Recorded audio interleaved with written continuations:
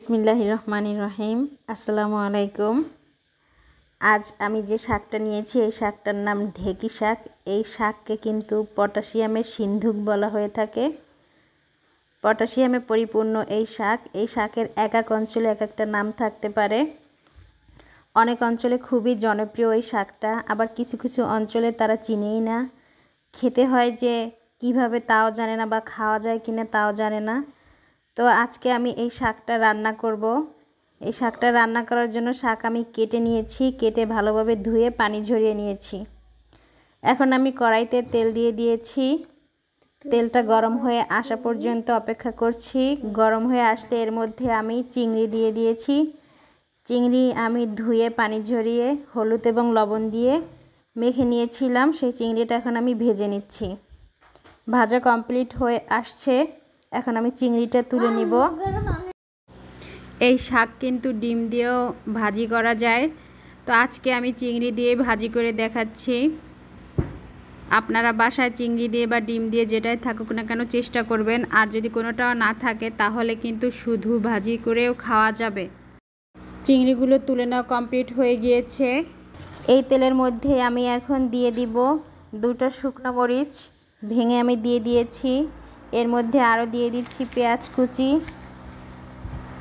পেঁয়াজ কুচি একটু বেশি পরিমাণে দিতে হবে। আরও দিয়ে দিচ্ছি 3টা কাঁচামরিচ ফালি করে।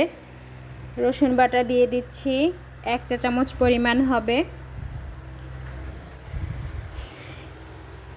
একটু নেড়েচেড়ে হালকা কষিয়ে নিচ্ছি। এর ভিতরে এখন আমি ধুয়ে রাখা শাকটা দিয়ে দিচ্ছি। কোনো প্রকার ঢাকনা দিব না, ঢাকনা ছাড়াই আমি শাক আসলে আজকে ভাজিটা করব। একটু উল্টে পাল্টে নেড়ে নিতে হবে এবং চুলার আঁচটা আমি হাই হিটে রেখেছি, কারণ হচ্ছে এই শাকের ভেতর থেকে পানি বের হবে। তো পানি বেশি একটা বের হলে শুকাতে যদি দেরি হয় তাহলে কিন্তু কালারটা নষ্ট হয়ে যায়। আর লবণ অ্যাড করছি, আপনারা আপনাদের পরিমাণ মতো লবণ অ্যাড করে নেবেন। নেড়ে চেড়ে নিচ্ছি। চুলার আঁচ কিন্তু এ পর্যায়ে আমার হাই হিটেই আছে।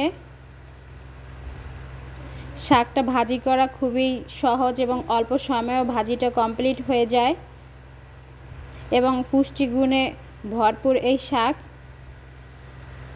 তো প্রায় কমপ্লিট হয়ে আসছে। এ পর্যায়ে আমি শাকের ডাঁটাগুলো একটু ভেঙে নেব। এভাবেও ভেঙে নিতে পারেন বা নাড়ুনির সাহায্যে আপনারা ভেঙে নিতে পারেন, তবে আমি এভাবে ভেঙে নেওয়াটা সহজ মনে করি, তাই আমি এভাবে ভেঙে নিচ্ছি। এখন আমি অ্যাড করছি চিংড়ি। ভেজে রাখা চিংড়িগুলো এ পর্যায়ে আমি দিয়ে দিয়েছি। এখন আবার একটু আমি ভালোভাবে নেড়েচেড়ে নিচ্ছি। চুলার আঁচটা এখন আমি মিডিয়ামে রেখেছি, যেহেতু শাকের ভিতরে কোনো পানি নেই, পানিটা শুকিয়ে গিয়েছে, তাই চুলার আঁচ আমি মিডিয়ামে রেখে ভেজে নিচ্ছি। তো ঢেকি শাক ভাজা প্রায় কমপ্লিট হয়ে আসছে। আপনারা ট্রাই করবেন এভাবে ঢেকি শাকটা রান্নাটা করার। আর যে অঞ্চলে খান না সেই অঞ্চল আপনারা অবশ্যই খাওয়ার চেষ্টা করবেন।